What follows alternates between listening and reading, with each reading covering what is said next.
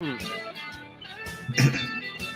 is a good Thursday morning on Birds 365. You've got Mac and Matt, John McMullen and Jody McDonald.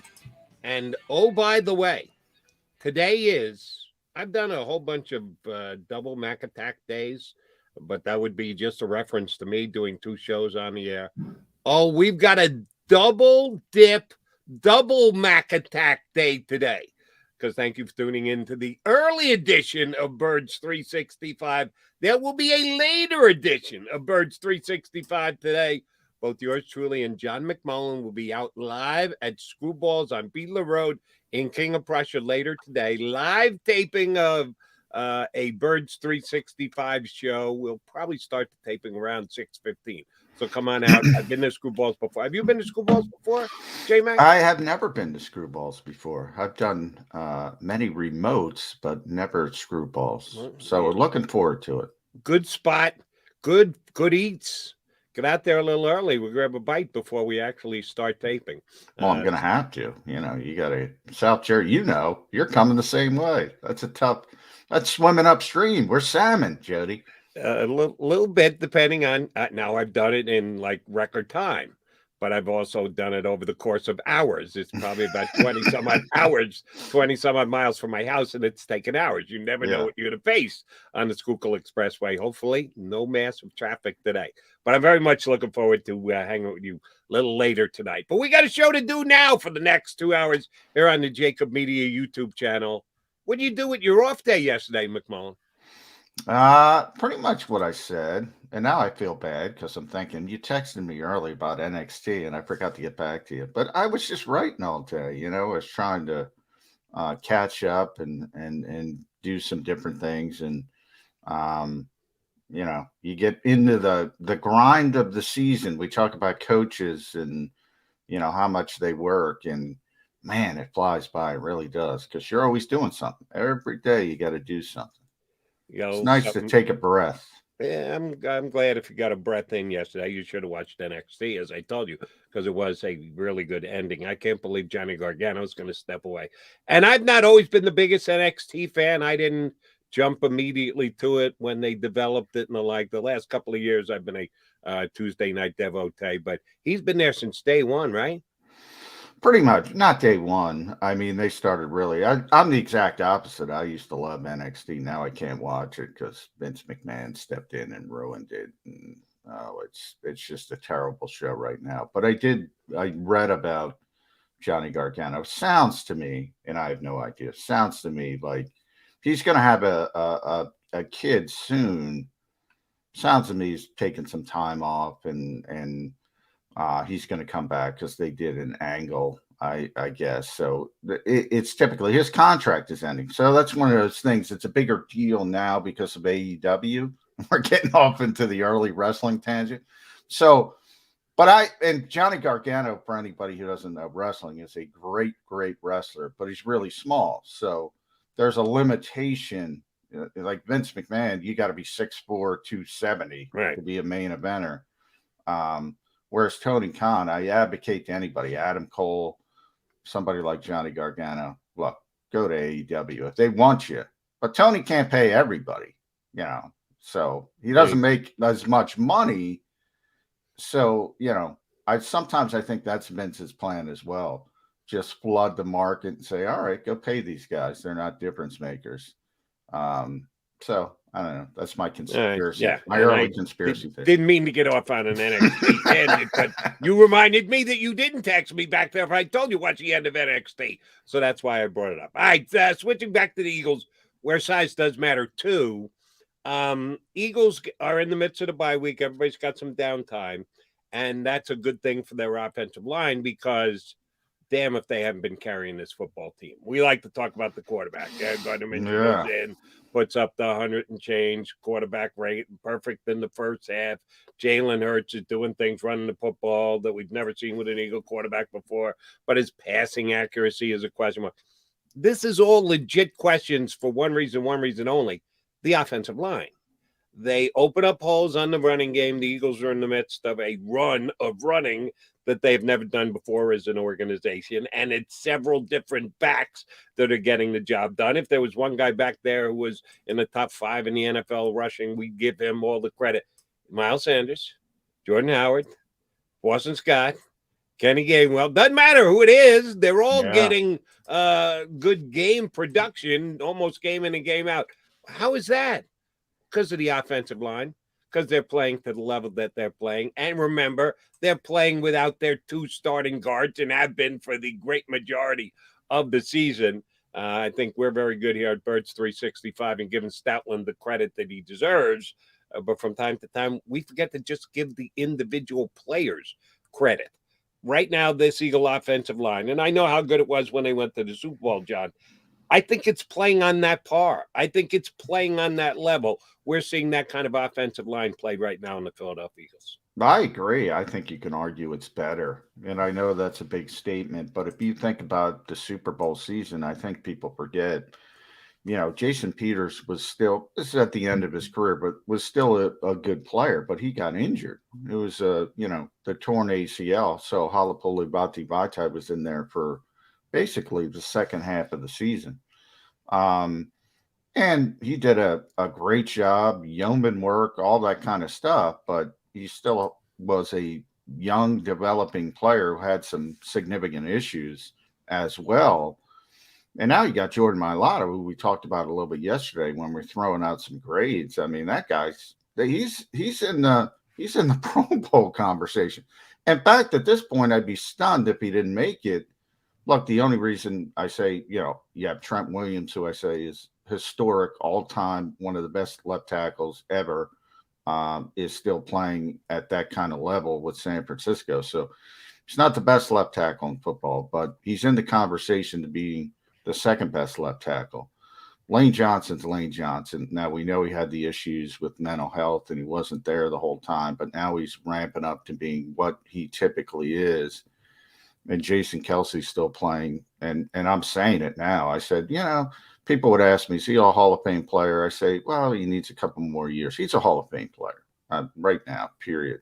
The way his peers react to him, he's become one of those guys. I always, the Eagles put a clip up of Jordan Mailata going on the field. I don't know if you saw it, Jody, but, he was doing his rock impression. I guess we're going to go wrestling heavy early because it's me. And he said the GOAT has come back to MetLife Stadium, that type of thing. He was talking about Kelsey, obviously. He's just great. He really is. And then, obviously they've had so many issues at guard. And Brandon Brooks, who's another Pro Bowl level player, isn't even out there. And Isaac Seumalo, who is probably the most underrated player on the Eagles, is not even out there. And now you've lost Jack Driscoll, who's played pretty well, I would say, as a replacement. And of course, I'm getting to Landon Dickerson. He had some struggles early when he got thrown into the deep end of the pool. And remember, he was coming off the torn ACL at Alabama. And that happened in December. That happened in the SEC championship game. So it wasn't like an ACL during the season, September. No, it was really late. And so he didn't have a training camp. He didn't have an off season. As far as practice went, he was just rehabbing, trying to get back. So it's understandable he was a little bit rusty. Man, he's good. And he's going to be good. And he's already Pro Bowl level when it comes to run blocking. When they do those combo blocks on the left side with Dickerson and Mailata, good luck. Those two guys are big and strong, and they just push people around. And he still needs some work on pass protection. But for a rookie, a left guard. And I said, you know what I think of Devontae Smith. I might not be where you are. I know what you think of Devontae Smith, but I consistently say that kid's going to be a star. I think Landon Dickerson might end up being better at his position than Devontae Smith is at his position. And that's not an insult to Devontae Smith, because I think Devontae is going to be really good. I think Landon might be even better long term. So Howie Roseman finally went the Alabama route after years and years and years of ignoring it. Maybe stick with that, because 1 and 2 look really, really good this year. Yeah, we always are evaluating Howie Roseman, the drafter, and Howie Roseman, the early drafter, because he's much better in the day 3 picks than he is in the first round picks. Always sitting on 2 major victories this past year. Very early to be judging. We don't even have a year in the books, but early returns on both Alabama guys, as you point out, that he took have been outstanding. And do you still believe that Dickerson's best position is center? Because I know, well, you love him. I love him. Everybody loves him. Everybody in town loves him. We're both acknowledging that we think he's a Hall of Fame player. The one thing about Jason Kelsey is you never know when he's going to walk away. We've been waiting for it for minimum of 3 years now. After the Super Bowl, it started the conversation of actually, I'm not sure. We'll see where it goes. I'm not that. And he just keeps coming back and coming back and coming back and playing at a Pro Bowl level, playing at a Hall of Fame level.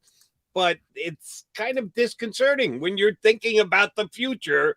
Yes, we're all in the moment of 2021, and the Eagles are right there knocking on the door for a playoff spot. But then 2022 and 2023 are going to get here, and maybe you and I will still be doing Birds 365 into those seasons as well. We don't know if Jason Kelsey's going to be the center. And just judging Jason Kelsey on the way that he's handled his life and his time here in Philadelphia, he's going to try and walk away with no pomp and no circumstance.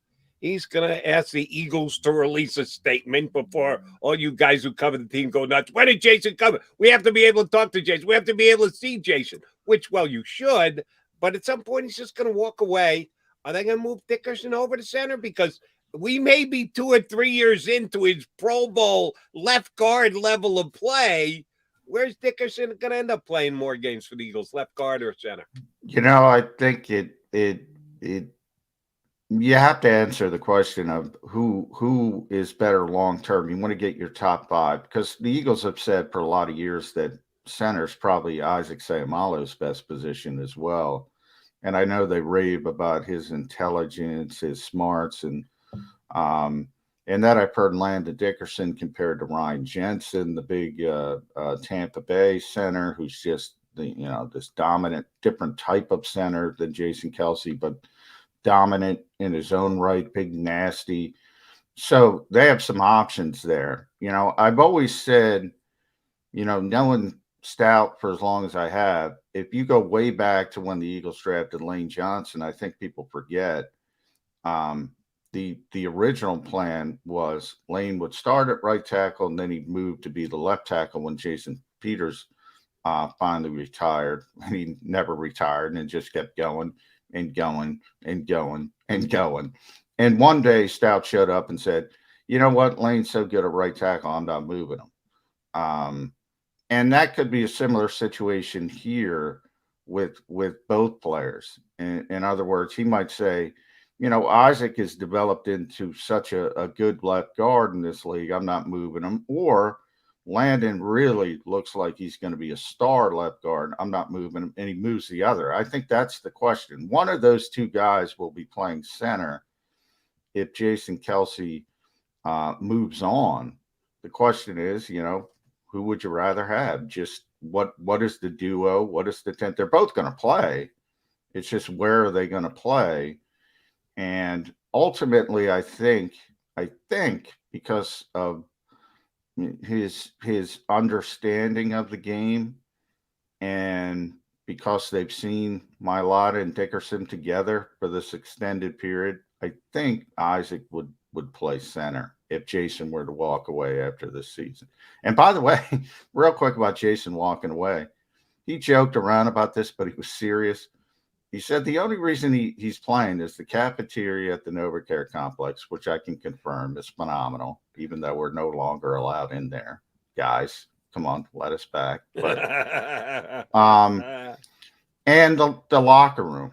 So in a lot of ways, if you go back to 2020, and all those restrictive COVID rules, if they kept that for another year, he might have walked away this year. So a lot of it is out of the Eagles' hands. Like, where does this go?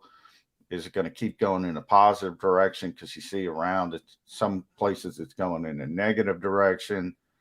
That could play into it as well. Because if he doesn't have that camaraderie and he can't eat with people in the cafeteria, he might say, you know what?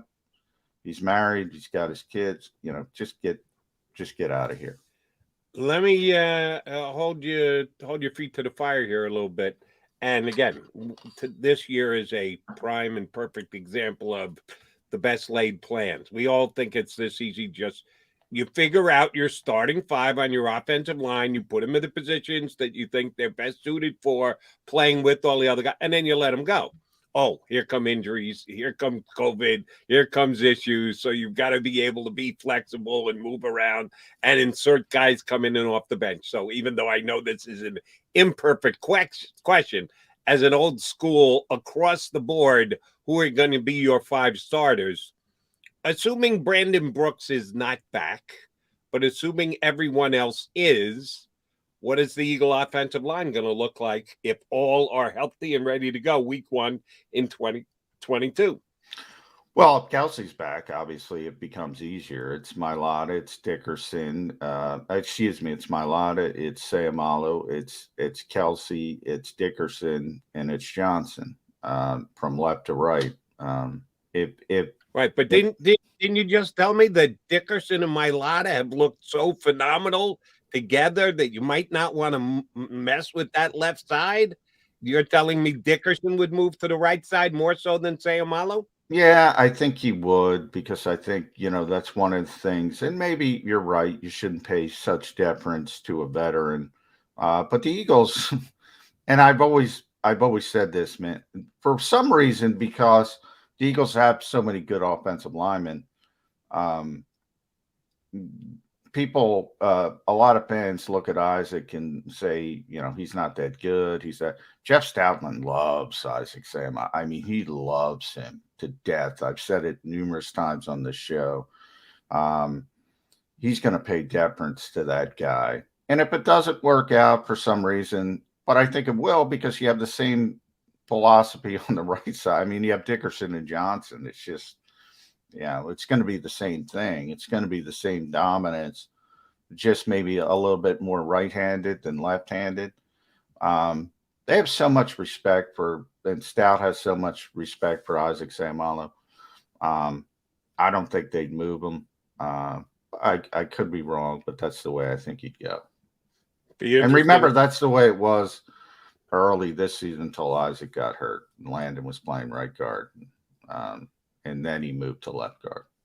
Right. And it was just short term because Isaac went down as quickly as he did. But it'd be very interesting. And that adds to how good a player Dickerson was. You were just giving Howie Roseman credit for making that call in the second round, which, if you stop and think about it, really wasn't a surprising pick at all, because the Eagles always do default to the trenches. When it's a debate as to who they should take, they almost always go, let's get into the trenches and take an offensive lineman or a defensive lineman. That's exactly what they did. And damn if it hasn't paid off, at least for the first 15, 14 games of his career. And we're going to be at Screwballs tonight, Jody. You're going to see one of those teams that the Eagles are going to make the playoffs over. And the reason why is because they can't get the offensive line right. And it's been years and years and years. Two teams I always point to: Seattle, with Russell Wilson, can't get the offensive line right. Minnesota can't get the offensive line right. Terrible for years and years. And we're not even talking about teams like the Giants, who are just god-awful offensive line. Your Jets have struggled. Many of the bad teams, it's obvious. But those are teams that have been playoff teams, playoff-level teams a lot of years with bad offensive lines. It's so much easier to win with a good offensive line. And it's so much easier to lose if you don't have a good offensive line, no matter what you have around you, because you think about the skill position players. We always talk about Rager versus Jefferson. Jefferson's phenomenal. Adam Thielen, for people who don't know, has been a great receiver for years. He's not going to play tonight. They have Dalvin Cook, He's probably not going to play tonight. But nonetheless, you get my point. All the skill position, it doesn't matter. You can't block. It doesn't matter. It doesn't matter. And it's not sexy. And people want Jefferson, but it's better to have the offensive lineman. It really is. But that's why people get nuts about Jefferson, because they didn't take an offensive lineman instead of taking Jefferson. No, I'm not. They took Jalen Reagor instead of Jefferson, and Jalen Reagor is what he is. Awful. So that's why it will be continued rubbing salt in the wounds. And if John McMullen points any fun at Eagle fans for saying, why the hell we don't have Jefferson, they're well within their rights to ask that question. It is, yes. There's no question about it. But last week, you don't got to go back very long. Last week, the guy was unbelievable. I think he had 184 receiving yards. 184. Does Reagor have 184 on the year? I have to check. I don't know. Does he have 184 over both years? I think it's a more legitimate question. But I should check that. But they lost to the worst team in football because they can't block anybody. So it's not. And I'm not insulting Justin Jefferson at all. He's a phenomenal player. Reagor, by the way, at 208. So. He is slightly ahead of last week's Justin Jefferson production. Way to go, Jalen. Look, he's a phenomenal player. He'd be great on this team. He'd be great every year. He wouldn't be putting up the numbers, though, here because they don't have, the quarterback to throw the football down the field. But he'd still be a great player. They made a mistake. I'm not saying they didn't make a mistake. What I am saying is the offensive line and the defensive line are more important than skill position players in the NFL. And, by the way, you're right about the Vikings offensive line. And it's not enough just to acknowledge it and be able to judge it and see that, we're not good enough. We need to do what we have to do to fix it. You then have to be able to pick the right guys. You have to be able to draft and or sign via free agency or trade for the right guys. Because both the Vikings and the Giants have said, we need to be better along the offensive line. I've said all the time about the Giants, They put resources into it, but they just make mistakes on the resources. Acknowledging it is nice. Fixing it is the necessary end of it. And neither one of them been good at it. And that's the Stout part of it, because I maintain if you give Stout, I can't prove it, it's unprovable, but if you give Stout, Andrew Thomas, and Will Hernandez, I guarantee they turn into players, but can't prove it. I don't know if they turn into star players, but I can, with about 99% confidence, say they'd be better than what they are right now. That's a given if they had Stoutland teaching them how to play the game. And one other note before we get in our first break. Oh, by the way, no, you're a fan. Even with their bad offensive line, the Vikings' bigger problem is their defense. No, you're a Zim guy, and he's been acknowledged as a defensive guru over the last decade plus, and it's borderline ancient history now. The Vikings have been pretty damn bad defensively for 3 years running, and they might be the worst of a bad 3-year run this year. They're terrible on defense, and that's Zim's defense. And he was really good at one time. Remember when he was the Cowboys DC? And he was one of the most innovative guys in the National Football League. Some guys, like a Belichick, find a way to change as they go and find different buttons to push. I think Zim's running out of buttons because his defense right now. But here's how I can compare it. I think Pittsburgh, they're playing Pittsburgh, and Pittsburgh is to me the definition, and to everyone, is the definition of continuity in this league and why it works and why you should default to continuity over everything else. 52, whatever, we're at 52, 54 years, 3 head coaches, all of them. Mike Tomlin's going to be in the Hall of Fame. Chuck Noll already is. Bill Cowher already is. It works, especially when compared against the alternative, if you pick the right guy. Then I go to Philadelphia and I talk about the shelf life stuff all the time. It's not like Andy Reid forgot to coach. Everybody has a shelf life. The difference between Pittsburgh and everybody else is they're willing to turn over and stick with the same continuity. You saw it with Bill Cowher. There were a lot of people who wanted Bill Cowher out of there. Couldn't win the big one in the playoffs. Couldn't do it. They said, you know what? This is a great coach. We're not going to be able to get a better coach than Bill Cowher. The odds of that are very minimal. And they waded through it, and they had a couple hiccup seasons for them, which are 7 wins, blah, blah, blah.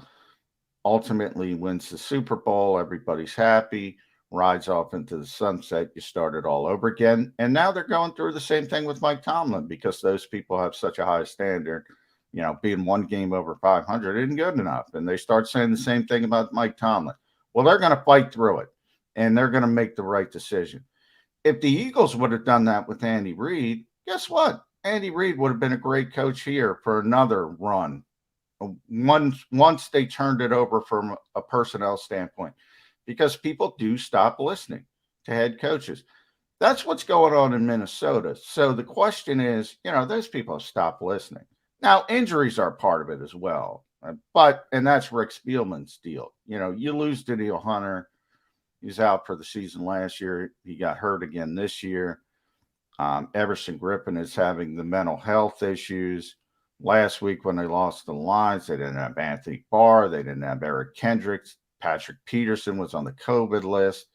They were throwing out a bunch of you-know-whats. So injuries are a part of it as well. Same thing happened to him last year. That part of it's bad luck. I know the guy can coach defense. Like 12 top 10 defenses. 12, Jody. 12. I think he's got 8 top 5 defenses. They got to turn that thing over. Now, can they live through it? When was the last time he had a top 5 defense? 4 years ago. 4? Yeah. 4 years is a lifetime in the NFL, John. Well, yeah, but also, again, and that's why you look at it, this guy's been coaching defense for a long time. Other than Bill Belichick, I don't know if you can come up with a guy who's got that many top 10 defenses. Maybe Jim Schwartz. That's why I like Jim Schwartz. My point is, he didn't all of a sudden wake up one day and say, I don't know, Jack, you know what about defense. I mean, he's telling these slap you-know-whats what to do. They're not executing. Now, you can't, as a good coach, you can't overcome bad talent. Nobody can. You saw it last year with Bill Belichick, who's the greatest coach of all time. Some organizations, Pittsburgh, very few, can handle that transition, can take the hits, can do the continuity. But I guarantee you this. Look, Minnesota's going to fire Mike Zimmer. No question in my mind. Probably deserves to be fired. Unfortunately, that's the industry you're in. He understands it. He's been in it a long time. I also guarantee you, whoever they hire, and I don't know who they're going to hire, it's not going to be as good, most likely. That's the odds of it. But a lot of people, as a head coach, now we need to differentiate here because I certainly asked you about defense. What does Zim want as a head coach? Are you telling me the Vikings have no chance to hire someone who's going to achieve more in his 5-year run, 8-year run in the playoffs? I didn't say there's no chance. I said the odds are pretty low that they're gonna hire. How high do the odds have to be to outdo what Zimmer's done? Well, he's made the playoffs a lot. He's made, but either way, my larger point is, okay, let's look at in Philadelphia because people know the Eagles. Is Doug Peterson a better coach than Andy Reid? He won a Super Bowl. He's not. I mean, if you're going to be honest, was Chip Kelly a better coach than Andy Reid? No shot. Is Nick Sirianni going to be a better coach than Andy Reid? Well, hopefully, but odds are against it. I mean, that's my larger point. And not that you can't have a spike, and Doug proved it. I mean, they won a Super Bowl. They couldn't win a Super Bowl with Andy, so everybody's happy with it. But, from a larger perspective, if you bite through it, and that's why I bring up Cowher, because Cowher's probably the most notable example of this. if you fight through it, and that was Andy's whole philosophy, just be consistently good every single year, and the stars will align one year, and you're going to get over the top at least once or twice, or hopefully even more than that. And he was able to do that in Kansas City, obviously. And he's going to have probably another opportunity this year, because it's the same thing that he's built in Kansas City year after year after year after year. They're in the mix. And if those stars align, you got a chance to make a run at the Super Bowl. If I'm an owner, Jody, that's my goal. Like, I want Andy Reid. Like, that's the guy I want. Obviously, I should say Bill Belichick first, but he's the outlier to me. To me, the second best coach is Andy Reid. That's what I want. I want a guy that's going to get me consistently good year after year after year after year. And you know, I'm also going to understand this is a cyclical industry, and that talent is going to go up, it's going to go down, and you're going to have some down years even with a good head coach. And you got to be smart enough to know the odds are against you and fight for continuity. So it's a combination. If I want to, it's a combination of Andy Reid and the Pittsburgh Steelers. That's the best philosophy you can have as an NFL organization. But you got to get it right. You got to get it right. Like, if you're the New York Giants, the New York Giants were one of the best organizations in this league for years and years and years and years, with Parcells, Coughlin, blah, blah, all, you know, Jerry Reese, George Young. And then they stopped and they said, all right, we got to change. What really happened is the quarterback got old and the quarterback got ineffective. Not that those guys were making bad decisions. They always make good decisions, but you were on the downside of the cycle. And they said, we can't stand it in this media market. We can't have this. We got to turn it over. And look what's happened to the New York Giants. That is the worst case scenario. That's all I'm trying to say. And Zimmer's in the middle. He's not even. He's going to get fired. Here's what I'm trying to say. He's been the coach of the Vikings now 8 years. This is his 8th season. He's only made the playoff 3 out of 8. That's not good enough. 1 year, he won 1 game, and then he came into Philadelphia, and we all know what the hell happened in that one. Not good. As a favorite, out the door they go. Yeah, you can absolutely move on from him. You can believe that you're going to move. And they are going to move on. Going to be able to come in and outdo what Zimmer did. I'm the owner, the general manager. I'm not going, oh my God, how am I ever going to get a guy who's going to be able to do better than the guy I've just fired? It's a reasonable expectation. All right, here's my answer to that. I think you have to look at the context of the situation at all. A lot of times when he wasn't making, so 3 years, as you said, the team kind of fell off injury-wise, COVID. They handled that very much like Philadelphia. They handled that very, very poorly. They've handled it this year very, very poorly. In fact, that's more of an indication of why they should fire the guy, because they've handled the change in the adjustments to a very unique situation in a very poor way. And I'm talking about COVID. They're the least vaccinated team in the NFL, which is another indication that people don't listen to this guy. Not listening to him. It may be the best indication. And that part I'll listen to. And I think is relevant. The other stuff, when you say, so let's take the first 6 years. You know, you're in a division with Green Bay. You're in a division with Aaron Rodgers. You're in a division where you're up against it because you're facing one of the greatest quarterbacks. You're also in a division with the Lions, who suck. So if you're going to give him a break because he's in against the Packers, you have to balance that with he's in against the Lions for he just lost to the Lions. No, but so is Aaron Rodgers. My point is, look, Aaron Rodgers isn't great because he gets to play the Lions or the Bears twice a year, even though he's part owner of the Bears, as he eloquently said. He's great because he's great, and everybody knows he's great, and you know he's great, Jody.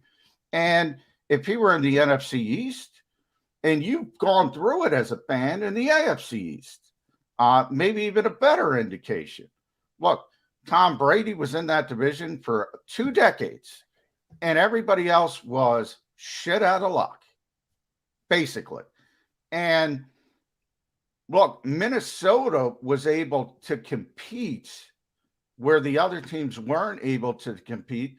And really 3 weeks ago or 4 weeks ago, even today, and I've talked to him about this, and this is one of the reasons where I always say, you know, there are certain people that when they say something to me, I value, whether it's coaches or players. In the case of Aaron Rodgers, that's where I'm going. And I said this at the time he said it recently on the Pat McAfee show. He has always told me Zimmer is the most difficult defensive coordinator to deal with. So when Aaron Rodgers tells me that, it resonates with me. It sticks with me. And he's still saying it. And, you know, if you don't have players, there's nothing a coach can do. And he doesn't have players right now. But when who I consider, and you've heard me and people who know me, I'm in the bag for Aaron Rodgers. I think when he's at this highest level, I've always described it as no one has ever played the position at a higher level than Aaron Rodgers. When he says that, I can't get past it. I mean, and he's being truthful. He ain't blowing smoke. He don't say that about the Chicago Bears, Jody. He says, I own you. He doesn't say that about the Detroit Lions. He says about Zimmer because he believes it. I'm telling you, he believes it. Now, you can believe me or not believe me, but I can believe you, and I acknowledge he's an outstanding defensive guy over a long period of time. We'll see. They've got one more meeting between the Packers and the Vikings. We'll see what Aaron Rodgers does to him again. He's got to throw for 404 touchdowns. Right. So he can say, wow, I respect the guy. But then if he goes out and sticks his finger in the eye and throws for 4 touchdowns and 400, what do his statements mean? Zero. Well, I don't agree with you there. I mean, he wouldn't say it if he didn't mean it. He makes things more difficult for Aaron Rodgers. Doesn't mean Aaron Rodgers can gash anybody at any time. It doesn't mean if he goes out there, and that's what he did the last time he played them. He threw for 4 touchdowns, and he threw with a broken toe. Right. That Rodgers is just and that he good. Can do that against anybody. Here's the thing about Zimmer. He needs to be gone. I don't care how great a defensive coordinator. I don't care how much a phenomenal defensive mind. I don't care how much Aaron Rodgers pays attributes to him. He needs to go as the head coach of the Minnesota Vikings. Plain and simple. I wouldn't argue with that. I wouldn't argue. And I've already said Andy Reid earlier on how he could have had a second life here in Philadelphia, which is true. But what happened when they replaced him? They won the Super Bowl. So I'm the people running the Minnesota Vikings, how do I go, oh, but I could hire someone worse than Zimmer. So do I want to try and muscle through this and continue? The answer is no. I want to find Doug Peterson so I can win a Super Bowl. First time ever in Minnesota if I'm the powers that be in Minnesota. Well, I agree with that. They would trade a Super Bowl. I'm saying if I'm an owner, I'm saying what I would do.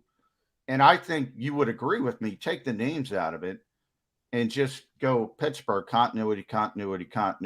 I think you would agree with me if I said Andy Reid's a better coach than Doug Peterson. But Doug Peterson won the Super Bowl. Right. But Andy's a better coach. I think you would agree with me. Okay.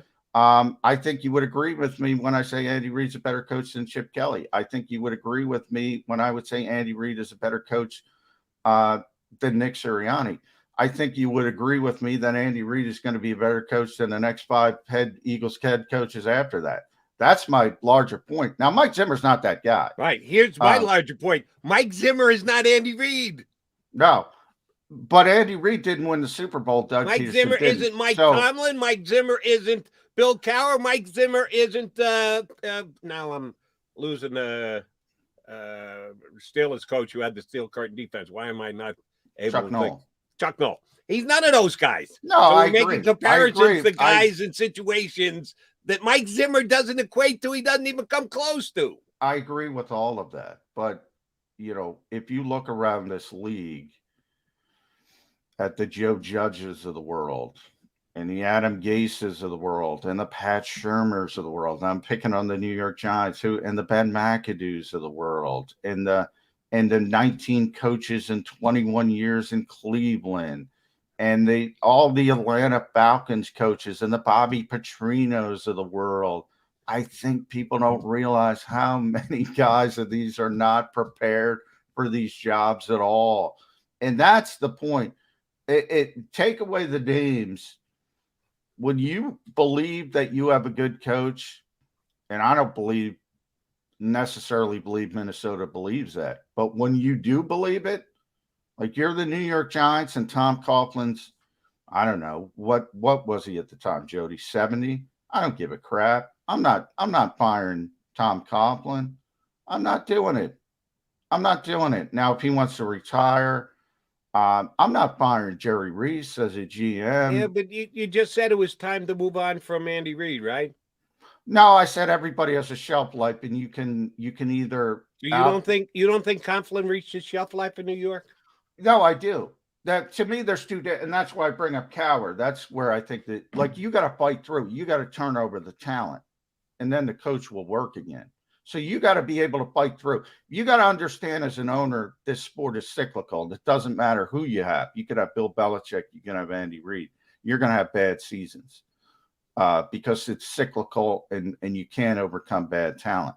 But if you know those guys can coach, stick with them, man. Stick with them. It's better than the alternative. Turn over the roster, and the new players will start listening. We are in agreement all across the board till one point. Mike Zimmer doesn't fall into the category. Yeah, he's a tougher decision because he's mediocre. Right. Is he better than all those names I just mentioned? The Joe Judge, Ben McAdoo, Adam Gase? Yeah, sure. Yeah, that's why he got 8 years. And that's why time has come. He needs to be gone. And Mike Tomlin, Mr. Continuity, third life show. Well, people say in Pittsburgh, Mike Tomlin should go. Out-coach him in circles tonight. People say Mike Tomlin should go in Pittsburgh. They say it all the time. All the time. They say he's a bad coach. I could never comprehend. There are some haters out there with Mike Tomlin that just don't make sense to me. It is very difficult to stay the course in this league, and bad organizations can't stay the course. That's my larger point. I think the Vikings have overstayed the course with Mike Zimmer, but that's just me. He's a Mike Zimmer devotee. I'm a Mike Zimmer second guesser.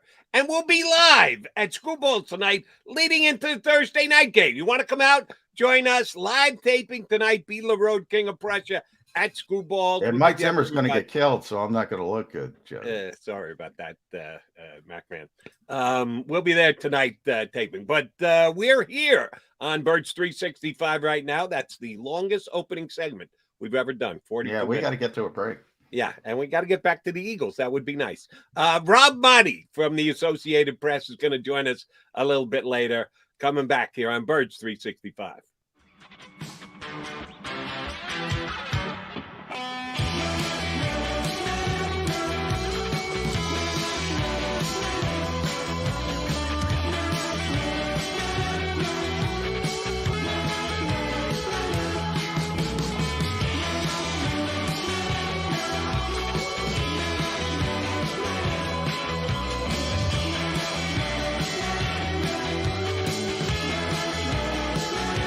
At Stateside Vodka, every new customer gets the world's best rocks glass. Free. What's that? A rocks glass? You're telling me that bottle is cut in half? You could say that. Holy shit. Glasses for cocktails, right? It's for this, and that. Is the length of the glass equal to your... You betcha. But is it made out of... Glass? Okay, but is the rip... Smooth? Will you stop doing... That? I'm the professional here. And you're telling me I can get one of these glasses for free? That's right. One free rocks glass per customer with each first-time purchase of Stateside Vodka. All from the company that's highly awarded. 0 carbs, 0 sugar, and deliciously tasting vodka. So good, it just disappears.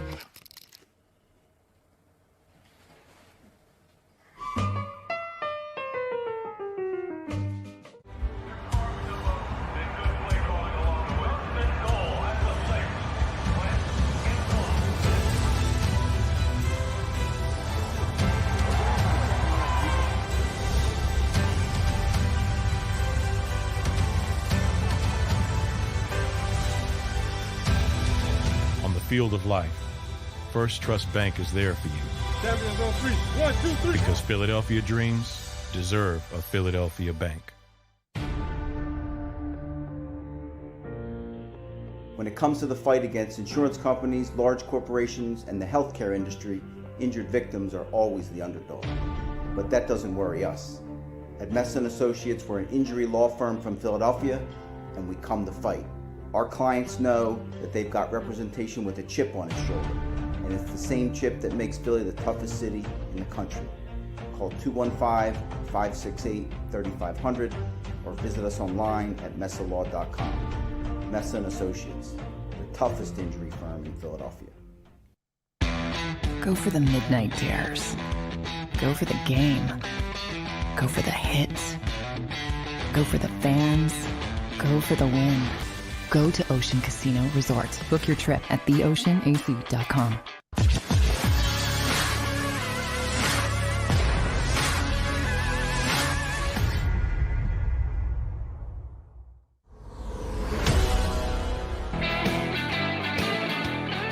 Thursday edition of Birds 365. You got McMullen and McDonald here with you. And don't forget, you can join us tonight. We're going to tape a live edition of Birds 365 at Screwballs on Beadler Road in King of Prussia. We'll get the taping underway at about 6:15. Come on out. Hang with us. Stick around for the Thursday night game. And oh, by the way, you should be rooting heartily in tonight's game. Not to prove the point that John McMullen overrates Mike Zimmer. No, because you want to root against the Minnesota Vikings because they are a competitor of the Philadelphia Eagles for a wild card playoff spot. If they lose tonight, I'm not going to say that's going to bury them, but they're sitting at 5-7, 5-8 would be pretty bad. And oh, by the way, they got another showdown against Aaron Rodgers yet to come on their schedule.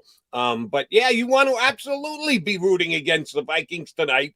You don't have the Eagles to root for this week because it is the late season bye week. So you need to pick and choose the games you're going to be paying close attention to with how does this best help the Eagles make the playoffs intentions behind them.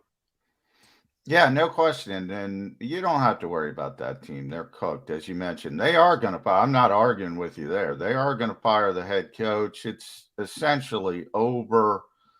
They have too many injuries, too many issues, and they've stopped listening. The players have stopped listening to the head coach. So that is a team that is probably going to be put in the rearview mirror, as you mentioned tonight, by Pittsburgh, who's coming off a big win over Baltimore in division, and they have a chance, obviously, on the AFC to sneak into the playoffs, even though people don't like Mike Tomlin in Pittsburgh. So I think you're going to have a very good result. And ultimately, when it talks about the Eagles in the playoffs, you know, Washington football team, I keep saying 2 games over the Final Four, home and home series. Those to me are going to tell the tale of this season as far as the playoffs go for the Philadelphia Eagles. And those are important games, and it starts coming out of the bye. And Jalen Hurts, now we know Jake Glazer, I believe, officially placed it on a grade 1 ankle sprain. So it's generally a 2 to 4 week injury. So you'll be right in the middle of that. Should be ready to go against the Washington football team. And that'll be it, man. Can you beat can you beat Taylor Heineke, Ron Rivera and company? Taylor Heineke, but nonetheless, they're good. They're a good team. They're better than people realize. John, let's break that down. First, we'll go with the quarterback matchup, and then we'll go with the coaching matchup. I know Taylor Heineke, the name does not bring excitement to NFL fans. Nobody goes, we're playing Taylor Heineke. But Taylor Heineke's on a nice little roll. 3 out of his last 4 games, he's had over 100 quarterback rating. He's thrown 7 touchdown passes as compared to 2 INTs. They have won 4 straight games, and he's been the quarterback for all 4 of those games. You're comparing that to what the Eagles are putting out there at quarterback, which is Jalen Hurts / Gardner Minshew, because as you just pointed out, we don't know yet that Jalen Hurts is going to be healthy enough to start against Washington 10 days from Advantage at the quarterback position goes Washington football team or the Eagles?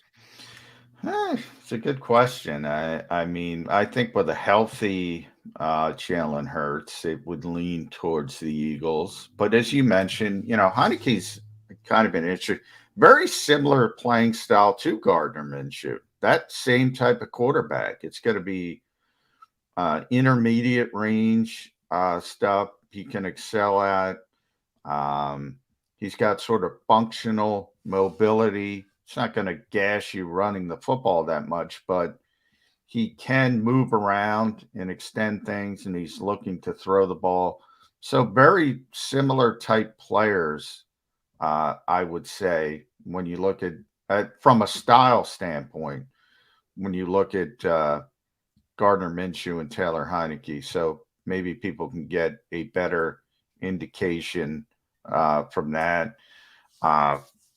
J.D. McKissick is probably one of the best running backs coming out of the backfield, catching the football. So they utilize that, just like you saw with Minshew, with Kenny Gainwell and Miles Sanders getting involved. Antonio Gibson as well can do that, who's their best runner.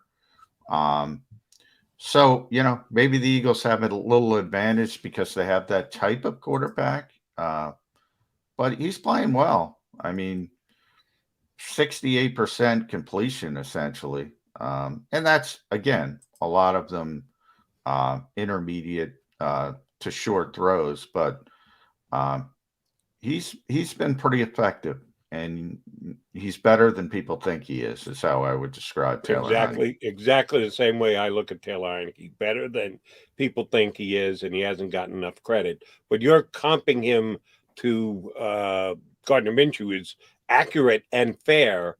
That's why I think another John Mack favorite, JG, has to handle his P's and Q's correctly. Got him twice, so certainly it starts in matchup number one between these two teams. Does the Washington Redskins passing game sans Logan Thomas, who has become from quarterback to a tight end, one of the more accomplished tight ends in the NFL over the last year and change. I put him in the top 10, as a matter of fact. He got hurt in their last game. Early in the week, they said Monday, it might not be a major MCI. It's going to be an injury that was enough for them to put him on season-ending IR. So that seriously compromises their tight end position. Do either John Bates or Sammis Reyes scare you from the tight end position for the Washington football team?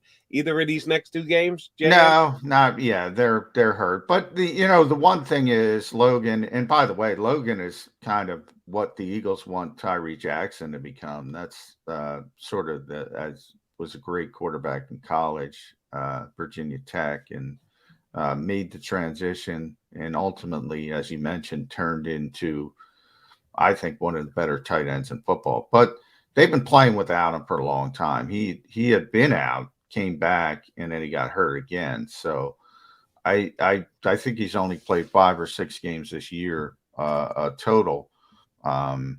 So they've gotten used to it, but certainly they've lost a big part of their passing offense without him.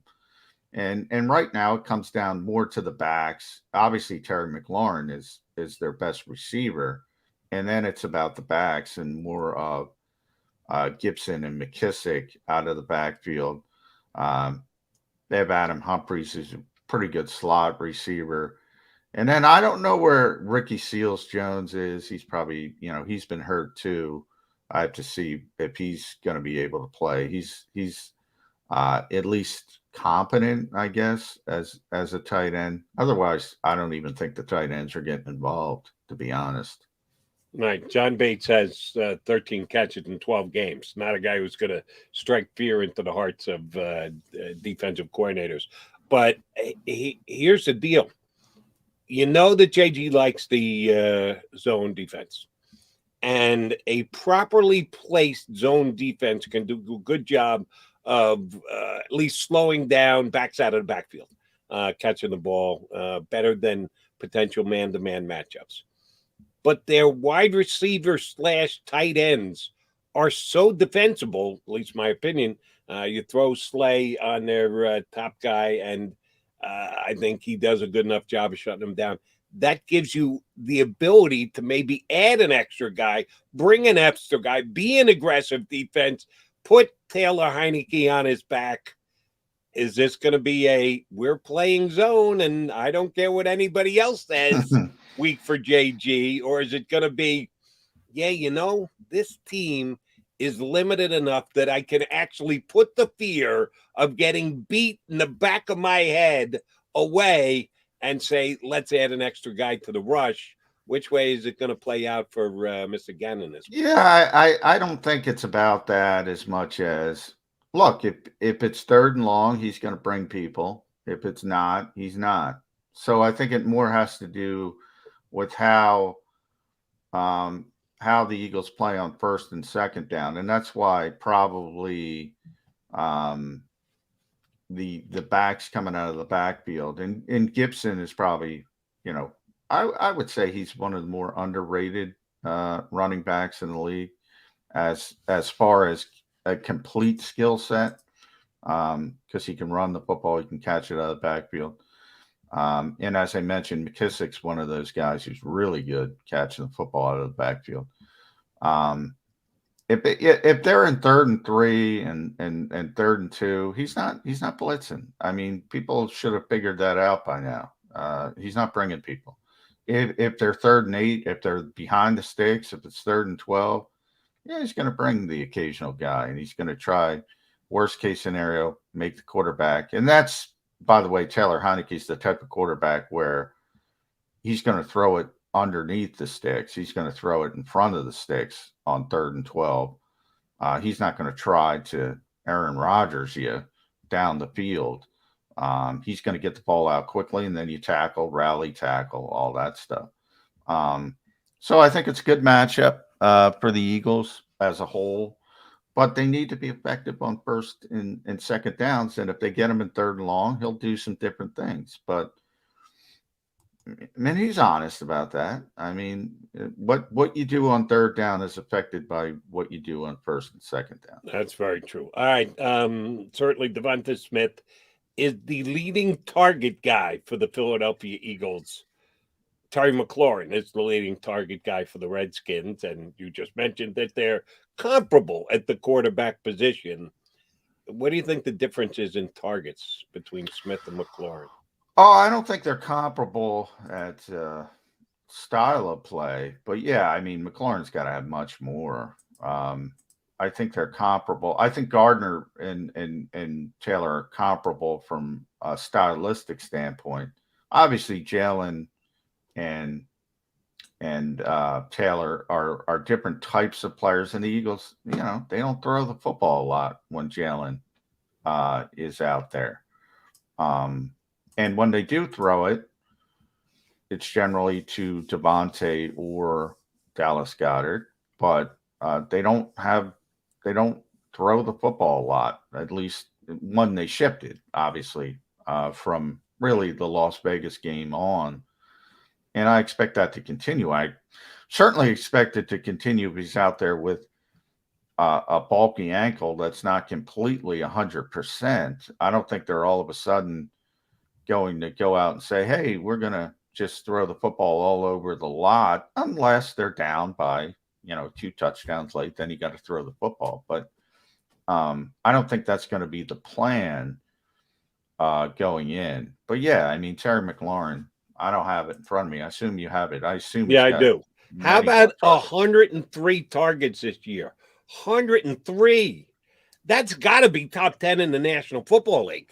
That he is one of the most targeted wide receivers because they don't have other options at the wide receiver, because they don't have any options at tight end.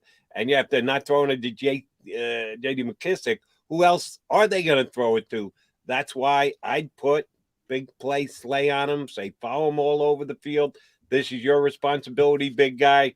You want to make a Pro Bowl this year? We think you should make a Pro Bowl this year. We're banking on you making a Pro Bowl. Well, he's making the Pro Bowl. Is he going to be an All-Pro? Go shut this guy down and help us win this game 19-9. That would be my outlook coming in if I'm the defensive coordinator of the Eagles. I'm putting my faith in my guy who's having a superstar year to shut down their only major. Now, I'll give McKissick his props for his ability to catch the ball out of the backfield, make some plays, but their only major threat is McLaurin. Yeah, certainly big play threat. Curtis Samuel probably would have been that. He's been out. He's more of a manufactured type player. Yeah, as I said, Humphreys is a pretty good slot receiver, but I think Avonte Maddox can handle him by himself. Our old friend DeAndre Carter's been playing a little bit. He was here, but he's not going to scare anybody. Certainly, if people remember him as a kick returner. I think that Samuel injury hurt them a lot as far as having that second sort of player that can make a big play. It's interesting. Everyone, and I know Slay wants to cover the best receiver every week.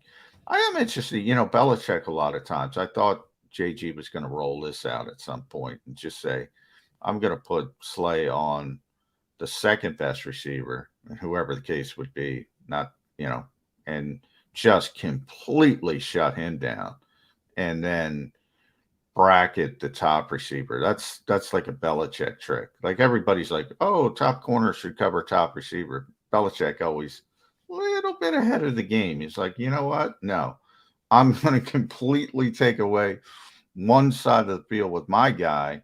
I'm going to bracket the best receiver. I thought we were going to see that at some point. We haven't seen it yet, so I don't think we're going to see it.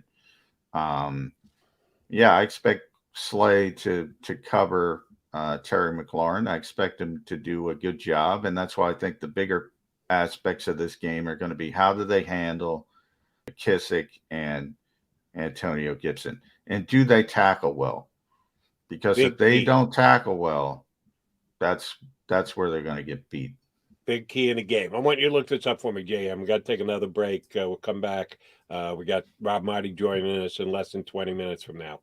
Where are the Eagles ranked defensively against the run this year?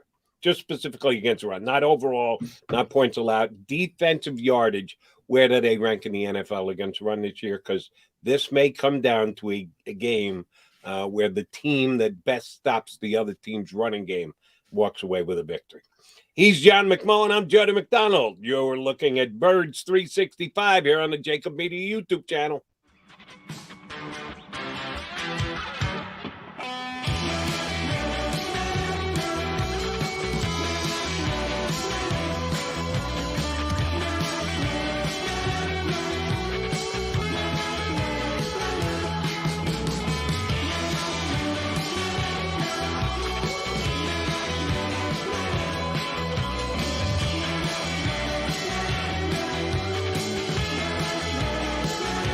At Stateside Vodka, every new customer gets the world's best rocks glass, free. What's that? A rocks glass? You're telling me that bottle is cut in half? You could say that. Holy shit. The glass is for cocktails, right? It's for this, and that. Is the length of the glass equal to your... You betcha. But is it made out of... Glass? Yeah, okay, but is the rip... Smooth? Will you stop doing... That? I'm the professional here. And you're telling me I can get one of these glasses for free? That's right. One free rocks glass per customer with each first-time purchase of Stateside Vodka. All from the company that's highly awarded. 0 carbs, 0 sugar, and deliciously tasting vodka. So good, it just disappears.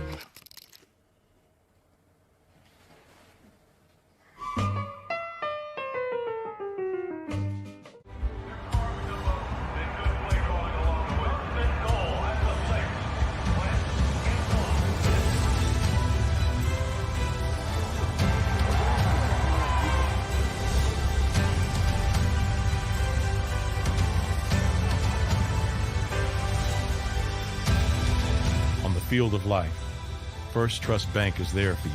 Champions on 3. 1, 2, 3. Because Philadelphia dreams deserve a Philadelphia bank.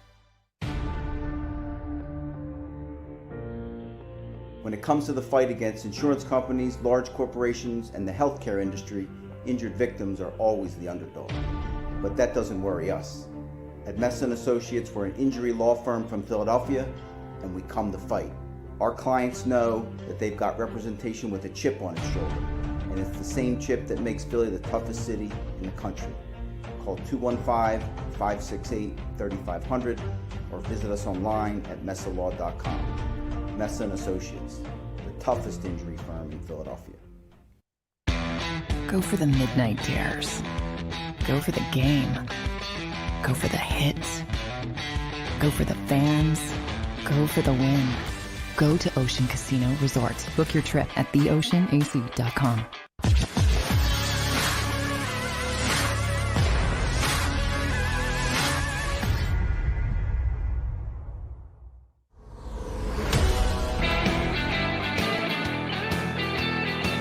Get your Mac and Mac guys, McDonald and McMullen here with John Birds 365. Don't forget, like us, punch that like button right now. John McMullen needs the love. He needs your adoration. Yeah, I rarely get that, Jody. So yeah, I do need it. I give it to you when you crave earn it. I crave it. And oftentimes you do earn it. Every once in a while you get off on a Mike Zimmer type tangent. But when you deserve the love, I'm ready to give it to you. But we need it from our viewers. Hit that like button. Get our algorithm cooking. We could use your help there. And then, hey, if you really like us, you can show up at Screwballs tonight. We'll be out there tonight, King of Prussia, Beadler Road, taping a special bi-week edition of Birds 365 between 6:15 and 7:30. So come out, say hi. Good eats at the place. I was only out there once, but damn, I had a good meal when I was out there. I'm getting out there extra early, which means I'm going to have to leave at about 2:30 just in case to be there. All right, I was wondering when I should leave, so maybe I can. That's really early. Maybe I'll. Are you savvy enough with your phone that you know how to get around traffic via your cell phone? And Waze, yeah, I do have my Waze app on the cell phone. I told my daughter to download that for me Sunday when we were driving up to the Eagles-Jets game.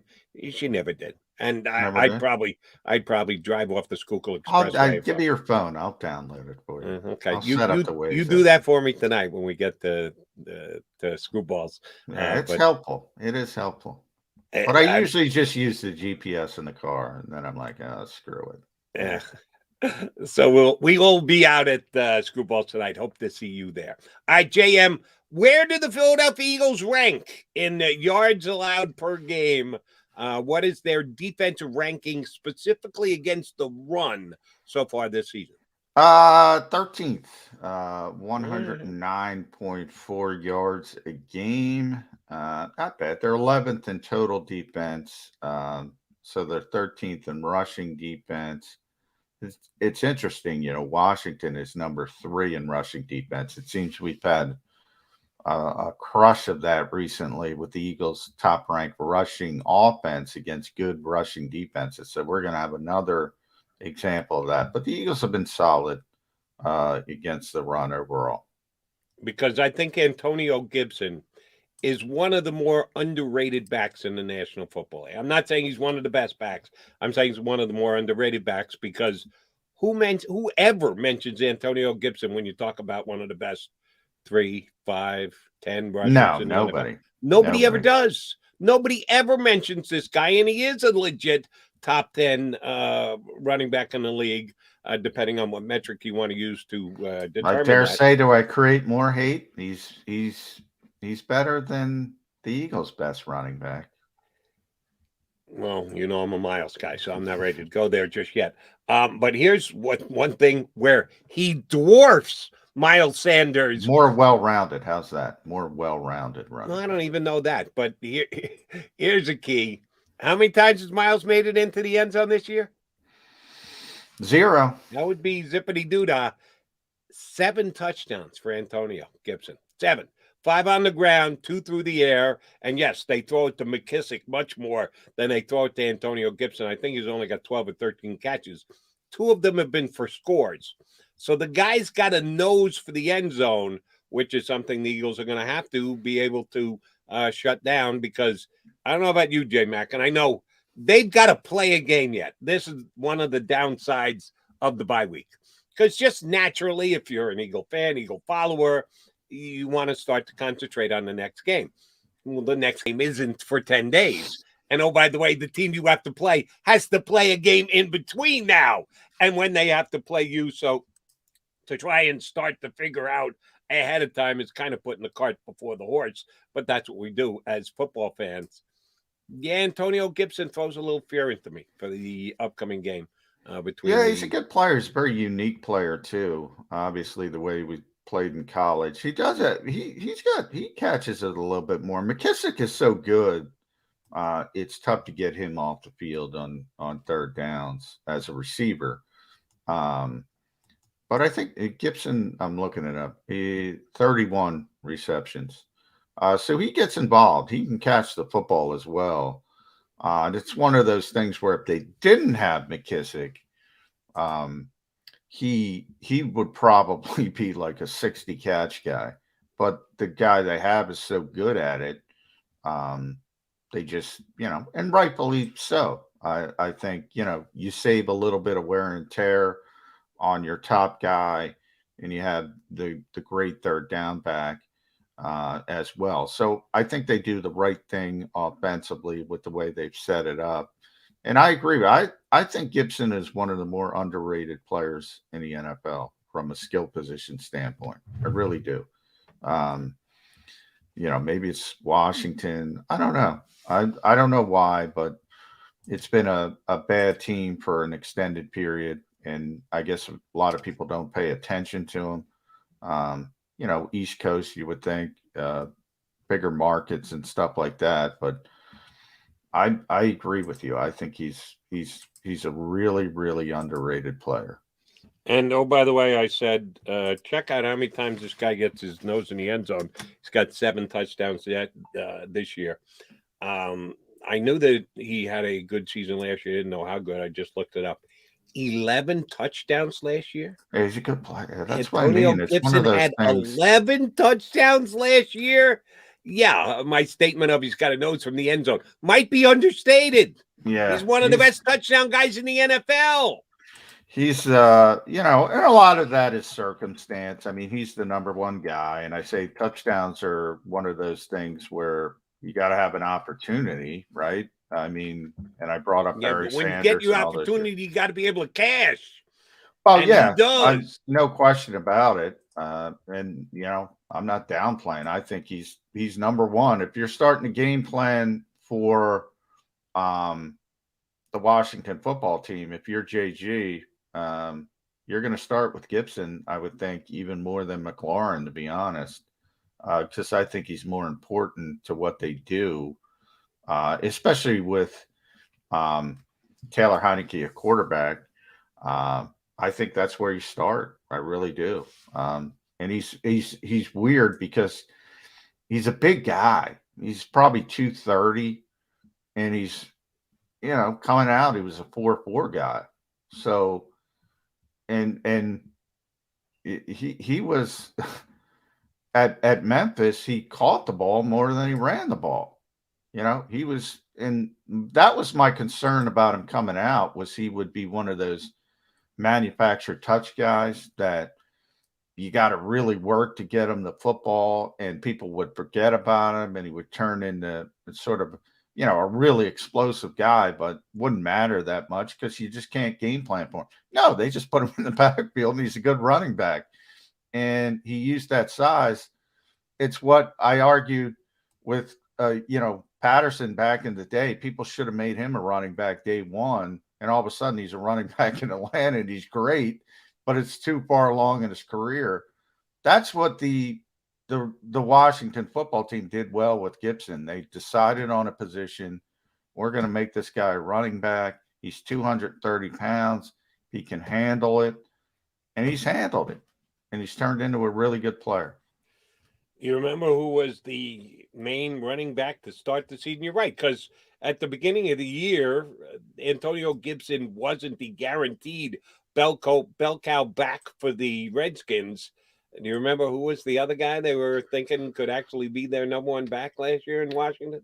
Was it? Oh, who was the kid who got hurt? He was here and he got in an argument with Deuce, wasn't it?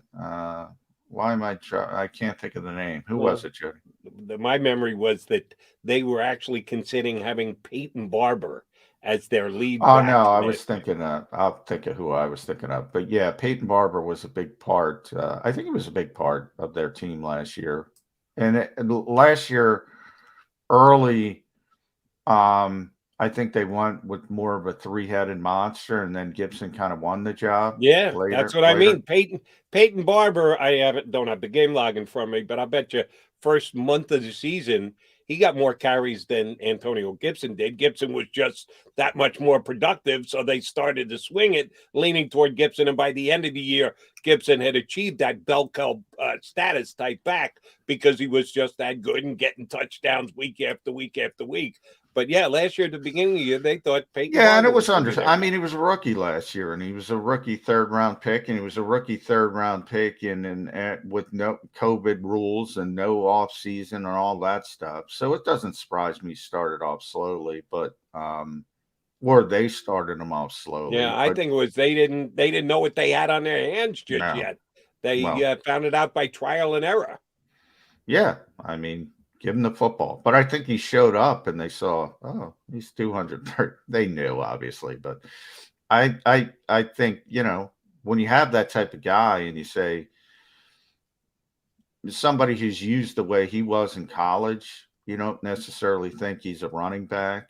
And so I do give him credit for looking at him and saying, no, this kid could be a running back. He could be an effective running back.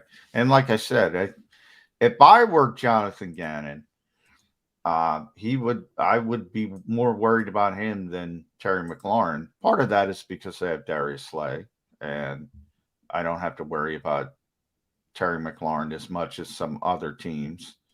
But I would be focused on Antonio Gibson first. I would say that. Yeah, you and I see it exactly the same way. All right. You've gotten our sights for the first 50-some-odd minutes of today. 70-some-odd minutes of today's show. You're going to get more here, and then you're going to get it tonight because I have faith. They're going to pack the house tonight. There's going to be a line outside of Screwballs waiting to come in and meet John McMullen. And line to yell at me. Usually I have Colin Thompson for these things, but he's busy. He's my bodyguard at these things. Yeah, and if you're looking at me to be your bodyguard, that's going to''be an issue for both 6'5", of us. 260 tight ends, pretty good bodyguard. What do you weigh him in at? 260-ish. 260-ish, which you had Gibson at the Redskins, by the way, list him at 220. You're telling me it's more like 230? Because they will fluctuate that weight thing to basically tell a tale on the narrative. I was looking at his combine weight. So at the combine he was 230 or what? Yeah, his pro day, whatever. Yeah, listen to him at 220 these days. My first number isn't even a 2. I'm in the high 1. So if you're looking for protection with me, it's not happening, Mac man. You got yourself issues. That guy ran a 4.39, Jody, at 228. Really? Yeah. I wonder why he lasted as long as he did. Because he didn't have a position. Right. He didn't put up massive numbers at Memphis. All right.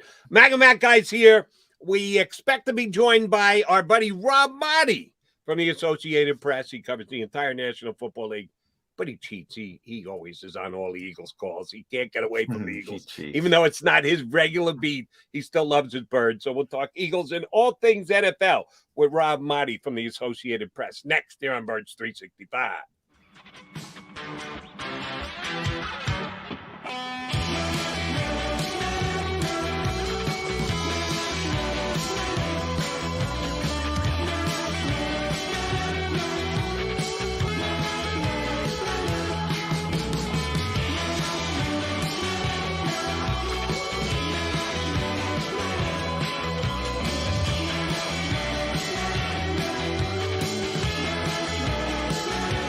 At Stateside Vodka, every new customer gets the world's best rocks glass. Free. What's that? A rocks glass? You're telling me that bottle is cut in half? You could say that. Holy shit. Glasses for cocktails, right? It's for this, this, and that. Is the length of the glass equal to your... You betcha. But is it made out of... Glass? Yeah, okay, but is the rim... Smooth? Will you stop doing... That? I'm the professional here. And you're telling me I can get one of these glasses for free? That's right. One free rocks glass per customer with each first-time purchase of Stateside Vodka. All from the company that's highly awarded. 0 carbs, 0 sugar, and deliciously tasting vodka. So good, it just disappears.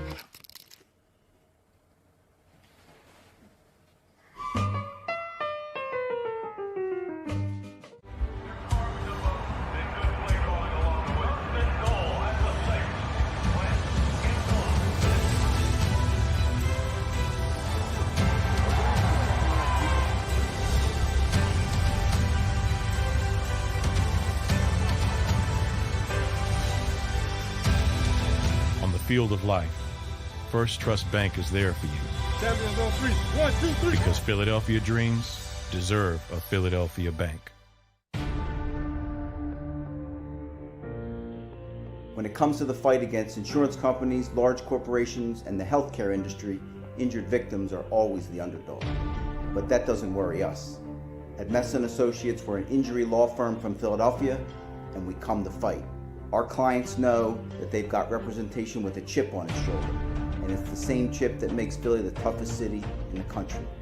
Call 215-568-3500 or visit us online at messalaw.com. Messa & Associates, the toughest injury firm in Philadelphia.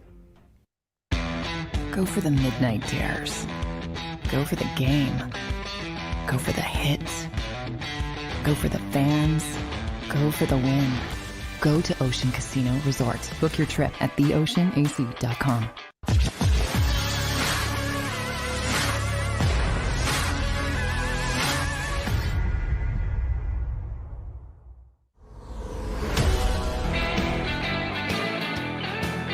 Thursday edition of Birds 365, the live morning edition. You get the live evening edition with us out at Screwballs tonight at in King of Prussia on Beadler Road. Speaking of Screwballs, look who's joining us. Our buddy from the Associated Press, Mr. Used to be South Philly, now South Florida. Rob Maaddi joins us here on Birds 365. How are you, Maaddi, man? What's up, fellas? Happy Thursday. How about you guys doing double duty, morning and night? Yeah, I like morning that. and That's night. nice. You can't get enough of us, Rob. Let's be honest. that's I don't know why. awesome. I don't know why people want more and more and more. They constantly want more. But more importantly, how are you doing in South Florida? Are you settled in? Is the weather turned? No more rain. Are you into the good part of the skit? It's hit high 70s this week. Yeah, that's nice. I'm getting set for a Buccaneers Bills game on Sunday, and I'm like, it's going to be a whole lot different than Bills Patriots was on Monday night. That was crazy. This is going to be 80 degrees, and it's kind of weird though. December football is all about cold weather and elements and everything else. So this takes a little bit of getting used to for sure. Yeah, you got to adjust a little bit. All right, we do want to ask about the Eagles. So since you went to Bucs Bills, is the game you're going to be covering on Sunday. I have this feeling that the Bills defense is going to show up on Sunday. That they had to face the wacky every single play's a run and then listen to it from the media afterward. Were you embarrassed by the fact that they ran it down your throat and a couple of the guys got a little nasty and then came out and apologized? I just think the Bills are sitting on a big defensive effort. Tampa's got one of the best offenses in the NFL. Can the Bills win that game with their defense this week? They lost White, which is tough. The cornerback, that's going to hurt them a little bit. But this is a team that was so good, and the expectations for the Bills coming in, they were a really popular pick to make it to the AFC Conference Championship game, get to the Super Bowl. I stuck with the Chiefs over them this year, and now they're in a struggle just to win the AFC East. this game means a whole lot more to them. Tampa's kind of settled into they're going to win a division. They're fighting for the 1 seed. They need it for those reasons, but they got a little bit to go to catch Arizona, and they got to climb past Green Bay. Buffalo doesn't win this game, they might not make the playoffs. So it's kind of that desperate team, Jody. So I would like Buffalo. I haven't even looked at the spread yet. I would like Buffalo to cover for sure. I don't know about win the game, but cover. Getting 3.5. The Bucs are favored as they should be, but it's not an outrageous number. I just think you're looking at two MVP candidates in Brady and Allen, although Allen slipping a little bit. I don't think it's going to be as high-scoring game as everybody thinks. I think it's going to be a little bit of a defensive struggle. Before we get into the quarterback controversy that never arrived, Rob, which surprises me from the fan base standpoint, but I do want to get one last thought on that game. Bill Belichick, Sean McDermott. You've known Sean for a long time. What was your thought? To me, Belichick gets in people's heads. He really does. And some of the best coaches, I think Sean is one of the better coaches in this league. You go back to the formation game, I like to call it, in Baltimore. Remember that game where Harbaugh was just losing his mind on the sidelines? What is it about Bill Belichick that tweaks people? And he's got an advantage even before he steps out there. Am I wrong on that? Oh, for sure. I'll go to that Super Bowl. The two differences in those two Super Bowls that they played back-to-back against the Eagles when Doug Peterson went out there for the pregame shake, and he had confidence, he had swagger, and he wasn't going to be intimidated by Belichick, and the Eagles go out and win. And then the very next year, Sean McVay, everybody's wonder boy, and he goes out there and he's mic'd up and he's talking to Belichick. So it was almost like he was bowing at the altar of Belichick. And I thought if the head coach is acting that way, this team's got no chance. And you saw that they couldn't score anything. They had 3 points against them. He does get in guys' heads. And I think the way Sean McDermott reacted after the game, John, did you see the way that people were talking about Belichick and he didn't want to give him all the credit? It kind of speaks to that a little bit in that he said, hey, we beat ourselves. We had opportunities and we couldn't capitalize. I don't want to take anything away from Bill, but it wasn't all Bill and this and that. That to me lends itself to the thought that, hey, he's in his head a little bit, and that's what he does. That's what he does for sure. And you know who I think's got that a little bit from him is Mike Vrabel. I think Vrabel's taken on a little bit, learned a little bit from Belichick, and he can do that to teams too. You saw a couple of years ago Brady's last game as a Patriot when the Titans beat him in the playoffs, and what he did at the end with the clock management was terrific, and couldn't even get him back out on the field. And I thought that was Vrabel learning from being a Bill Belichick. Maaddi, man, we've been talking about this the last several days now that we've gotten into the bye week. It was a bad thing that the Eagle bye week was this late, getting through the season and dealing with other teams are getting weeks off, and you got to go out and grind and put it together every single week until it arrives. Then it's a major plus. Then everybody else is in the grind, and you get to take a deep breath and step back. So the Eagles are benefiting from that this week. Or are they? When it comes to the quarterback position, I think they are. Nobody knows what Jalen Hurts is doing right now. Glazer had a report, high ankle sprain, 2 to 4 weeks. Yeah, that's nice that media guys like yourself and Jay Glazer are reporting on it.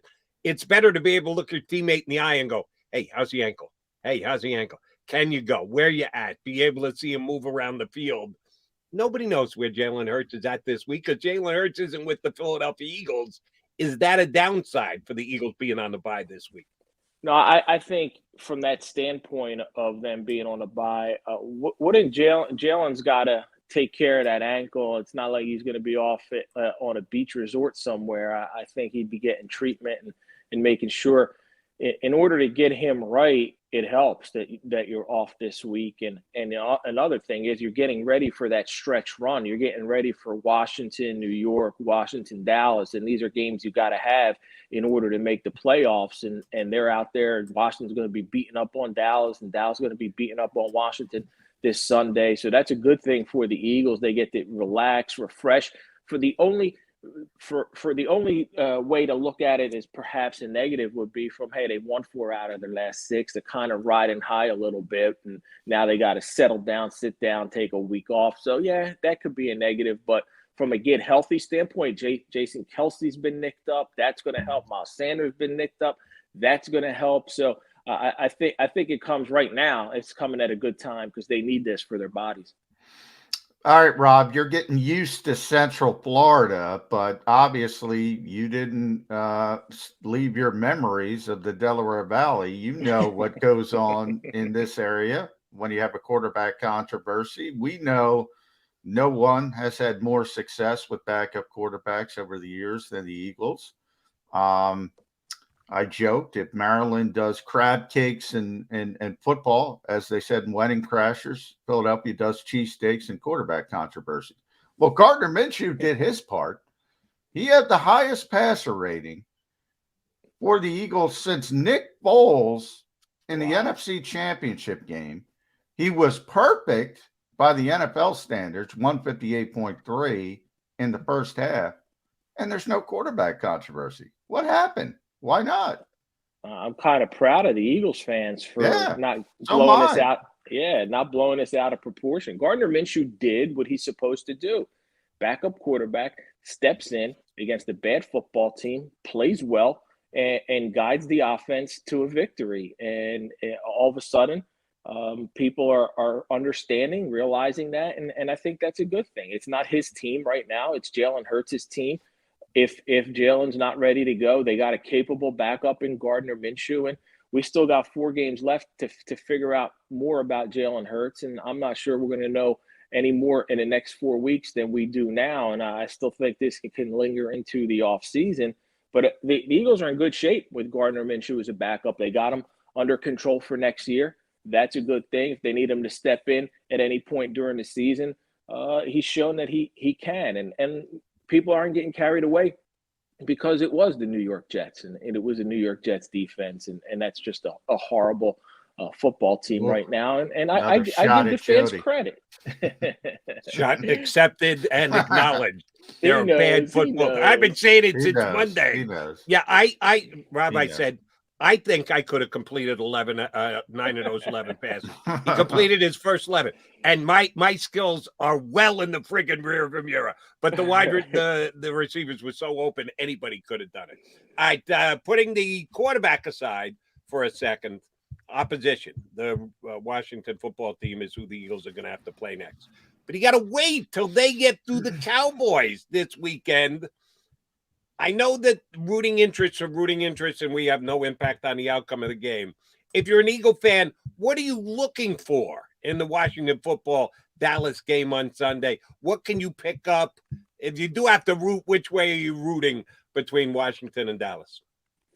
I know it's hard for people to root for Dallas, and there's still that possibility that, hey, you're only 2 games behind. They got to play Washington twice. So if they lose to Washington twice, but you beat Washington twice, you could be in the mix and still end up winning the NFC East. I say forget about all that. You're not going to win the NFC East. Correct. Hand it over to the Cowboys. Let them take care of business with Washington. And this way, if you stumble 1 out of 2 against Washington and you beat them next week, then you're ahead of them. So you got to go out there and root for the Cowboys. And like you said, Jody, it makes no impact on the game, the rooting interest. And if you don't want to watch it, don't watch it. The Eagles will be watching the film, trying to learn some tendencies, trying to pick this up and that up and figure things out and see what they could do. I've been impressed with the way Washington's defense is.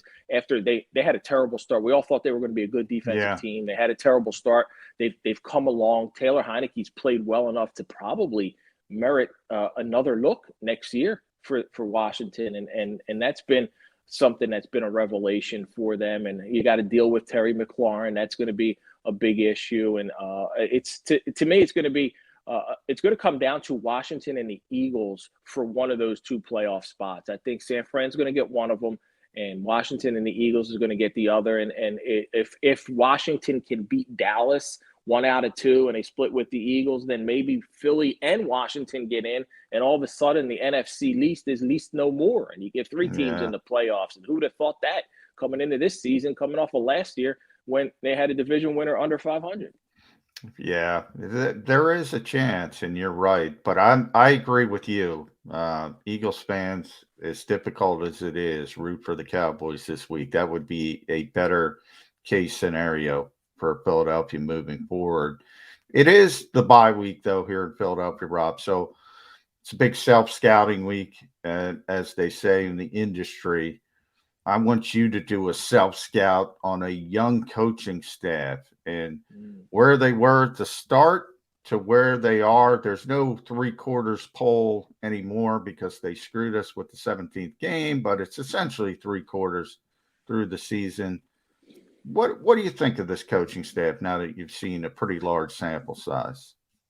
I think from Nick Sirianni's standpoint, you had a rookie head coach come in here learning on the fly. And even though he came out at the gate flying with that win against Atlanta, an excellent game plan, executed perfectly, you saw them go through a lot of struggles. And then at some point, he realized and he recognized that we got to do some things to win football games, and they may not be what is conventional now in the NFL, and it's pass, pass, pass, pass, pass. Well, they started to run the football. They made a commitment to the run. And he said all along coming in, I'm going to cater my offense to the strengths of my team and the strengths of my players and maximize their abilities. And he finally started doing that. And that's when they started turning the season around. And they've won 4 out of 6. And they've been able to run for 175 yards plus in 6 straight games. So I've seen a guy who's been able to adjust. And he's still got a ways to go, and he's still got to make sometimes better decisions and all that stuff, put guys in better positions. But I've been impressed with the way he's been able to adapt, to adjust and say, hey, we're going to try and do whatever we have to do to win a football game this weekend. And if that means running the ball 35, 40 times and the quarterback only throws it 18, 16, that's fine. And I think that's what you have to do. Winning ugly is a win, regardless. And I think the league and people are too infatuated with quarterbacks who can sit in the pocket and throw and have all that success like Brady and Rodgers and Herbert and guys like that. But what you have right now is a winning formula. Go out there. You saw what Belichick did against the Bills on Monday night. Threw the ball 3 times. If he can do it and execute that perfectly, I'm not saying go out there and throw the ball 3 times, but do what you have to do to win football games. So I've been impressed from Nick's standpoint. Jonathan Gannon, he's been disappointing, but I think that part of it, and I don't want to completely absolve him, is that some of the players on defense haven't performed up to capabilities, and namely Fletcher Cox is one of those guys. And I think when you're counting on that defensive line to be the strength of the defense, like we all thought they would be, and they lose Brandon Graham early, and who would have thought that losing Brandon Graham would have such a ripple effect on this team defensively? And I think it did a little bit. And Derek Barnett hasn't stepped up, and Fletch has been up and down. And I think that's kind of reflected in how Jonathan Gannon's had a coach. Now, he's still got to do a better job overall and work with what he has, but I'd like to see him operate as a defensive coordinator with more talent around him, and that's something that you can look forward to, hopefully, coming out of the next draft. All right, Mighty Man, if this makes me a glass half empty guy, I'll apologize in advance to Eagle fans, but I need the answer to this question. Assuming health of all running backs by the time we get to the game against Washington 10 days from now, that there's no issues with Boston Scott. He had illness. They activated for the game, but then almost didn't use him at all. And Howard is still coming back from the injury he had. Let's say all are good to go. And Miles Sanders also left the game on Sunday, but they said it wasn't major, so he should be fine by the time the game rolls around. How many did they activate? How did they disperse the football between Howard, Scott, Sanders, Gainwell? Man, that's a good question. I think Gainwell, we saw the last time they were all healthy, Gainwell was down. He was inactive. And I believe maybe you go that route again if they're all healthy and Gainwell's down. And I'm a Jordan Howard guy. I just love the way he runs the ball. I love his power, straight ahead, no dancing, hits the hole and goes and plows ahead and gets you 4 yards a carry, 4 or 5 yards a carry. And I think that's winning football. And I know that Jordan Howard doesn't. He's had opportunities to go elsewhere and hasn't had success. Well, he can do it here, and I like that about him. So I would disperse it up that way. I would go Miles Sanders and Jordan Howard, and you give them each 8 to 10, 8 to 10. And Boston Scott's kind of a do everything special teamer guy, and if you need him, you can plug him in and throw him a screen or whatever. But I want to rely on equal amount of carries for Sanders and for Jordan Howard and if one of them's hot, you ride the hot hand, and we know that. You give them the whole drive, you give them the whole series. But as soon as Jordan comes back, I'm not dumping him aside. I want to see him out there. I want to see him run the football. Would the quarterback change your thought process when it comes to the backfield? And here's what I'm saying, Rob, because Kenny wasn't involved in the offense. It was easy to sit him down when the Eagles shifted, really starting Las Vegas to more of a run-based offense. Last week with Gardner, 5 targets, 5 catches. Even Miles got involved. He wasn't involved in the passing game. 3 catches, 3 targets, 3 receptions. So 8 out of 8 to the backfield. Does it change your thought process as far as the committee goes if Jalen Hurts shows up next week and the ankle's still bad and they got to go with Gardner Minshew? Does that change your philosophy in the backfield at all? That's a good point, John. And how much, though, of that running back screen game with Gardner Minshew do we give Gardner all the credit, or it's the play calling too as well? Like I'm not sure. I don't know. I don't know if all that credit should go to Minshew's getting these guys involved and he's able to make those calls and make those plays, and the blocking scheme is set up nicely that way, and the holes are opened up and the guys are making the plays. And it's not like I think that Minshew throws a more catchable screen pass than Jalen Hurts, but that could factor into it. That could.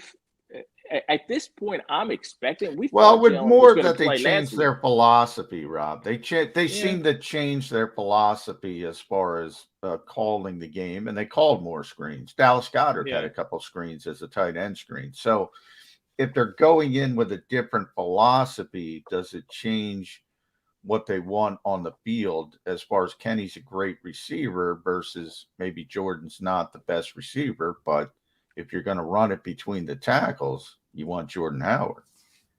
And I guess it is. Yeah, you're right. It can go by their game plan, but now you've given Washington an opportunity to see that, right, this past week, and maybe those tendencies are going to be picked up, and they got a better defense for sure than the Jets, and they could shut that down. That's going to be an interesting call, because the way you present it there, John, is it makes it, hey, it's not as easy. It's not as clear cut as you were running. You were having success with Jordan Howard. He's getting you 5 yards a pop. Just put him back in there.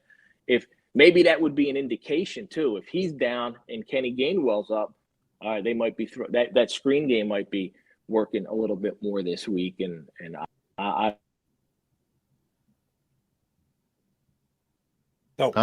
we muted Rob. I think you're muted, Rob. We mute Rob, or did Rob mute us? Possibly, but it's always he's a smart guy, so he might have muted us. But he'll get it figured out. I was wondering, did you think the dog did that or something? Because Rob wasn't reaching for it. All of a sudden, his camera shot changed. No, it's happening. It's a technology world. He's trying to work on it. We see it in the background. You think that the computer got if you get Xander tells me if you get a call, it mutes the phone. So maybe you got a call. Oh, really? Yeah. Via the computer, you think? Because do you think that was his phone or was his computer? I don't know. I think he was doing it by phone. He was not set up in his usual office area when we've had him on. So he's probably doing it by phone. Who knows? I thought it was actually laptop work for him. He's back. He's back. All right. We believe we've got Robbie back. All right, Rob, here's where I'm going with you next. The Washington football team is coming to Lincoln Financial Field 10 days from now, where the Eagles are 1-4 this year. But they're 1-0 in their last one game because they were 0-4 before they beat the Saints. And both the head coach and John McMullen made a big deal about, hey, they had to get a win at home. which I thought was a little overstated, but I understand where they were coming from. Eagles 1-4 at home, but won their last one. Good thing, bad thing, major advantage, not as much of an advantage as it used to be. How do you analyze what the Eagles have done at home this year under Nick Sirianni? Overall, it's a bad thing that you're 1-4 at home, but it's great that they finally got that W against the New Orleans Saints. They've had some tougher opponents at home, obviously playing Kansas City, playing San Francisco, playing Tampa Bay, LA Chargers. So they've lost to good teams. They've lost to teams that are either going to be in the playoffs or right there in the mix for the playoffs. So that said, you got to win these winnable games at home. And you're looking at a team right now who, going into that game against Washington, more than likely is going to be tied for one of those wild card spots, because right now you got the Washington 6-6, San Fran 6-6. Both of them could lose. Washington to Dallas, and Cincinnati should be able, or could be, San Francisco. I believe that game's in Cincy at home. And if that were the case, you may have a whole slew of teams, like 5 or 6 teams at 6-7. So you're going to go into week 15 probably tied for a wild card spot, facing 2 opponents, divisional opponents at home coming up, Washington and New York. You should come out of those with 2 wins and be 8-7. And if that's the case, they should make the playoffs. And I would, from an Eagles fan standpoint, I would be disappointed right now if they don't make the playoffs based on the schedule they have coming up, everything else with the other teams in there. The fact that you're not just even vying for the 7th spot, they're in the mix for the 6th spot, which is crazy enough to think that, hey, you're not sneaking in. You got a shot at one of the last 2 wild card spots, and you have 3 games at home.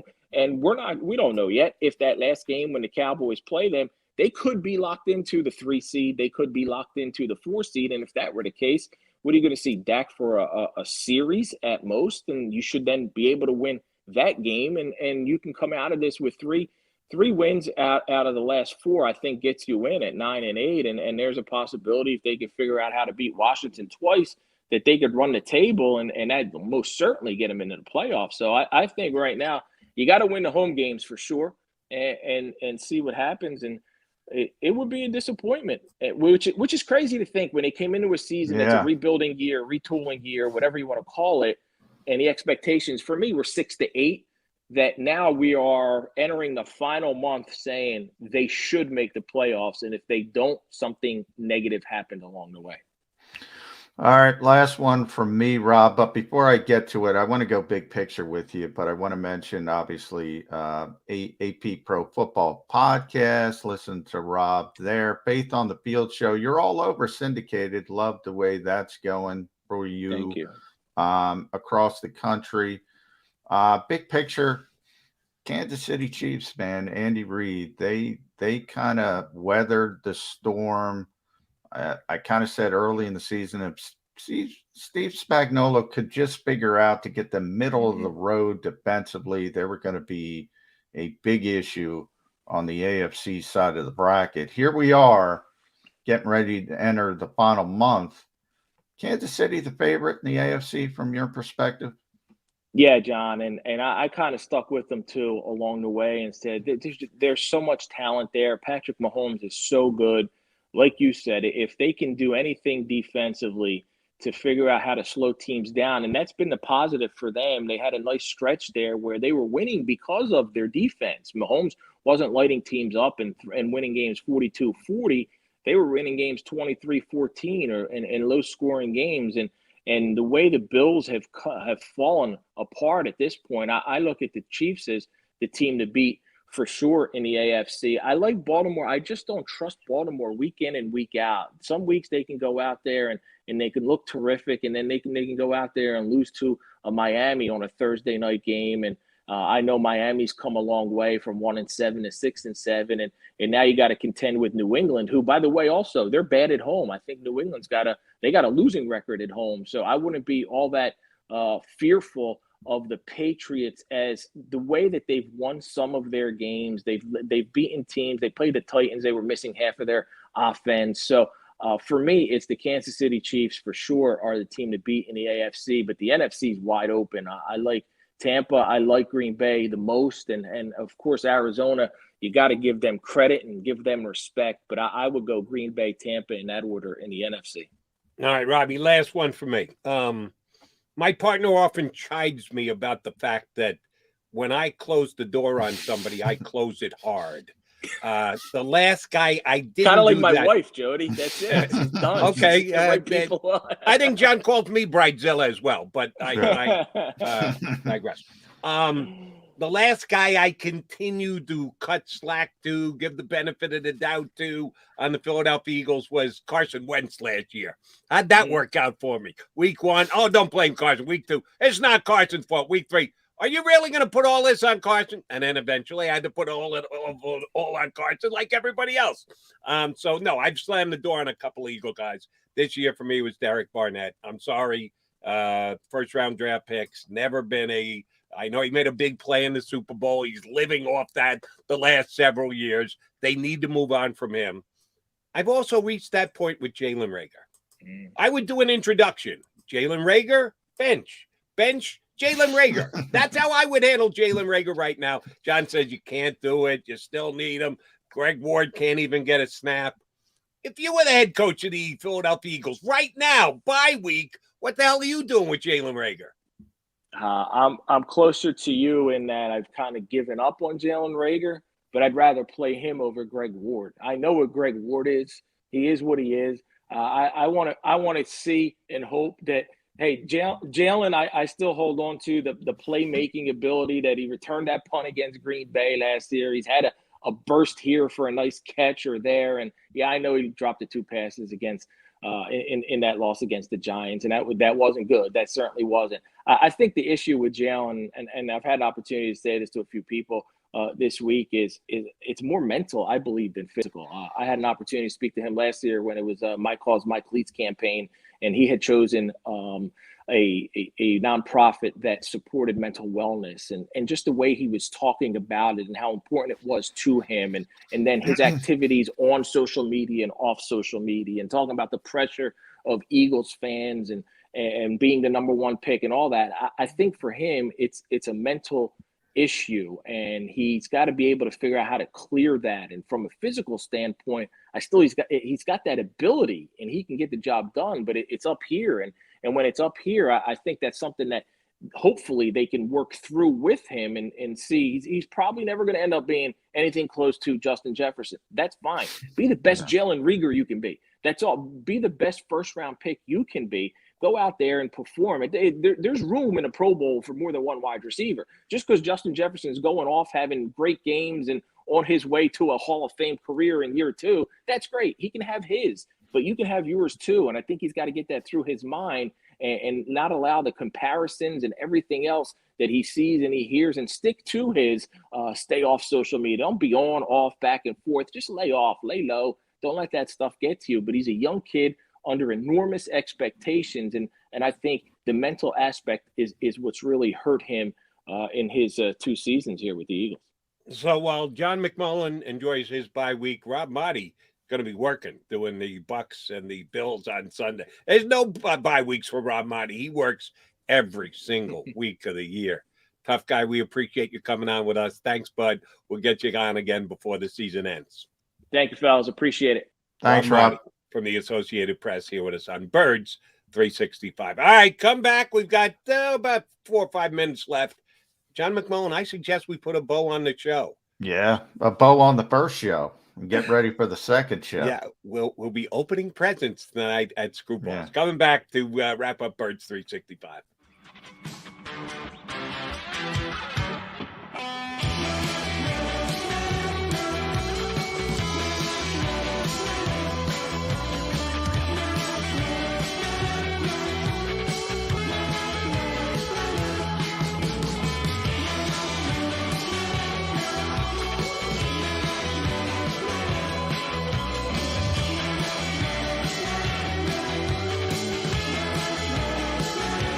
At Stateside Vodka, every new customer gets the world's best rocks glass, free.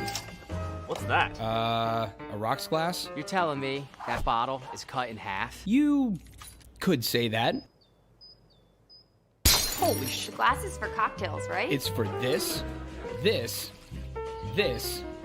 and that. Is the length of the glass equal to your... You betcha. But is it made out of... Glass? Okay, but is the rim... Smooth? Will you stop doing... That? I'm the professional here. And you're telling me I can get one of these glasses for free? That's right. One free rocks glass per customer with each first-time purchase of stateside vodka. All from the company that's highly awarded. 0 carbs, 0 sugar, and deliciously tasting vodka. So good, it just disappears.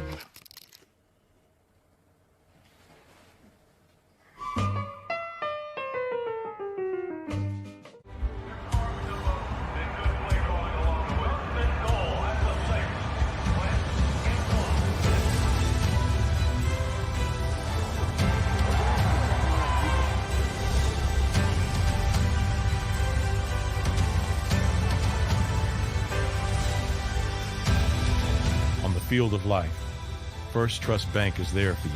Champions on 3. 1, 2, 3. Because Philadelphia dreams deserve a Philadelphia bank. When it comes to the fight against insurance companies, large corporations, and the healthcare industry, injured victims are always the underdog. But that doesn't worry us. At Mess & Associates, we're an injury law firm from Philadelphia, and we come to fight. Our clients know that they've got representation with a chip on its shoulder, and it's the same chip that makes Philly the toughest city in the country. Call 215-568-3500 or visit us online at messalaw.com. Mess & Associates, the toughest injury firm in Philadelphia. Go for the midnight dares. Go for the game. Go for the hits. Go for the fans. Go for the win. Go to Ocean Casino Resort. Book your trip at theoceanac.com.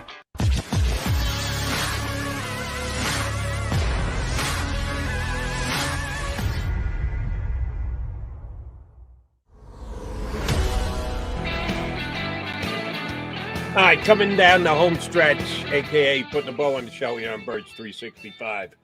Oh, are you like bummed that the show is ending? Fear not! There is more Birds 365 coming your way today. Join us out at Screwballs on Beadler Road in King o' Prussia. I was out doing a show with the boss man, Krause, 6 weeks ago. Had a good time, fun spot, good eats, as a matter of fact. Come out and have some dinner. We'll shoot the breeze with you, and then we'll tape an episode of Birds 365. So join us tonight at Screwballs in King of Prussia. All right, so we got to make our way out there, which means Schuylkill Expressway. You coming over the Ben Franklin or the Wally Whitman? Wally Whitman. Wally Whitman it is. Now, will your car just by osmosis go to the NovaCare complex? Is it because it could? Yeah, it might. It might. I got a nice little shortcut to get to 42 that I will not unveil to anyone who doesn't know the area. But then, there's nothing you can do with the Schuylkill. You're kind of at the Schuylkill's mercy. The mercy of the Schuylkill, that would be correct. And I've done that. If I have to go by somewhere that I always go by and I'm not paying strict attention or whatever. Oh, yeah. I've done that. Yeah. I'll be on getting off an exit going, whoa, no, stupid. You're not getting off here. You get off here 49 out of every 50 times you come this way. But this is the 50th, you idiot. Just keep going. Yeah. Yes. I might get off on Broad Street now that you say that. Then I'll have to get back on. You just keep heading on the Schuylkill Expressway out the King of Prussia. All right. Hey, here's going to be a change. The Birds 365 show that we do here every day on the JAKIB Media YouTube channel. I take us whatever road we're going to go down. Sometimes astray, as a matter of fact, which I did with wrestling earlier today. But that's my fault. I am the guiding force. I'm going to leave it up to you tonight, bud. Whatever you want to talk about. We're going to be good to go. We're going down a John McMullen road tonight. Oh, geez. We're going to talk a lot of wrestling then. Jeez. I don't know if anybody's going to show up. I will be ready if that's where you're going. I promise. You're always ready for whatever road I take you down. So if you want to steer the ship tonight, brother. I might go, who knows? Who knows where I go? I might go movies. I might go politics. I might go pro wrestling. Now, we'll probably talk about the NFL because otherwise Krause will strangle me. So, right. Yeah, we'll talk some Steelers. I've talked too much Vikings, so we'll talk some Steelers. Yeah, we did do a lot of Vikings tonight, but that is the Thursday night game. Steelers Vikings again. If you're coming out to talk a lot tonight, of Eagles. We'll talk a lot of Eagles. A lot of Eagles. Good place to watch the Thursday night game. So feel free to stick around after we finish taping our show. Good spot to watch the Thursday night game, which would be a good one. And yes, it'll just put another nail in the coffin of Mike Zimmer and his head coaching days. And it will. The Steelers are going to win the game, and that will be good. That's a bold stance by John McMullen. You know, you're getting 3.5 points with the Steelers tonight. The much respected Mike Zimmer Vikings at home. I don't know. Are a favorite. The much respect, as I said, you don't get my whole conversation. The much respected Mike Zimmer. People have stopped listening to him. Yeah, they have cashed out on him. So I said, if you are going to keep him, you got to turn it over from a personnel standpoint. The personnel there, they're done. They're out. And Steelers. And oh, by the way, that's a good thing, Eagle fans, because the Vikings are still statistically in the mix for that wild card spot. And the Eagles didn't play the Vikings this year. Eagles could be in the running against, oh, by the way, Sunday is Falcons against Panthers. And the winner of that game will stay in the mix. The other one the loser will take a step backwards. Either way, Eagles have a win over that team. Win. San Francisco hurts. They have a win over the Eagles and Washington. I agree with Rob. Rob said San Francisco is going to get one spot. I think they'll do enough. And then Eagles, Washington football team have the inside track. If one of those teams can split, and I've been saying this, if one of those teams can sweep the series, they're making the playoffs. That team is absolutely making the playoffs. No questions asked. All right. That and more will be discussed tonight on a special live edition on location. Screwballs beat La Road, King of Prussia of Birds 365. I got to get off the beach, Jody. I got to get up there. Get away from Ocean Resort and get up to Screwballs. Look how nice it is where you're at. Yeah. And you got a sunnier day than I do, but I'm sucking it up and going too. So we'll both be out in King of Prussia. Good show, partner. I'll see you in a couple hours. If you missed any of today's show on the JAKIB Media channel, listen to the podcast on your